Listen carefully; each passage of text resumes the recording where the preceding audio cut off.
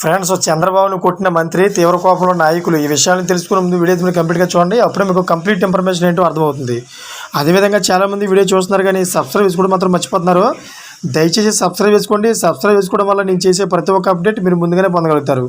అదేవిధంగా చాలామంది లైక్ చేయడం మర్చిపోతున్నారు. దయచేసి లైక్ చేయండి. లైక్ చేయడం వల్ల ఇన్ఫర్మేషన్ మనం చాలామందికి రీచ్ చేసే వాళ్ళు అవుతాం. ఇంకా లేట్ చేయకుండా వీడియోకి వెళ్ళిపోతాం. ఫ్రెండ్స్, పెద్దిరెడ్డితో చంద్రబాబుకు దశాబ్దాల వైరమా? వారి మధ్య విభేదాలు ఇప్పటికివి కాదా? గతంలో చంద్రబాబును పెద్దిరెడ్డి కొట్టారా? దానిని సహించుకోలేక చంద్రబాబు ఎదురుదాడికి దిగుతున్నారా? అధికారాన్ని అడ్డం పెట్టుకొని పెద్దిరెడ్డి తొక్కేయాలని చూస్తున్నారా?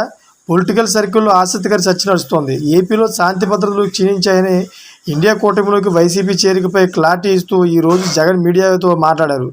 అయితే తొలిసారిగా స్థానిక మీడియాతో పాటు నేషనల్ మీడియా సమక్షంలో కీలక వ్యాఖ్యలు చేశారు. ఈ క్రమంలో పెద్దిరెడ్డి రామచంద్రరెడ్డి కుమారుడు మిథున్ రెడ్డిపై దాడి ప్రస్తావన వచ్చింది.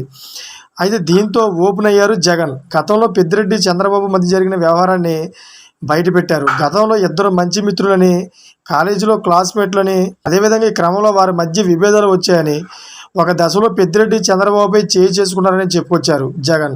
అయితే అది మనసులో పెట్టుకుని చంద్రబాబు ఇప్పుడు పెద్దిరెడ్డిపై రివెంజ్ తీసుకున్నారని జగన్ చెప్పుకురావడం విశేషం. అయితే చిత్తూరు జిల్లాలో పెద్దిరెడ్డితో చంద్రబాబు వైరం దశాబ్దాల కిందటి నుంచి కొనసాగుతుంది.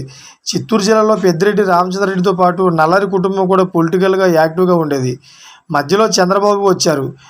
అయితే వీరి మధ్య రాజకీయ విభేదాలు తప్ప వ్యక్తిగత వైరం లేదని అంతా భావించేవారు. కానీ తాజాగా జగన్ మాత్రం కాలేజీ రోజుల్లో జరిగిన ఘటన చెప్పుకొచ్చారు.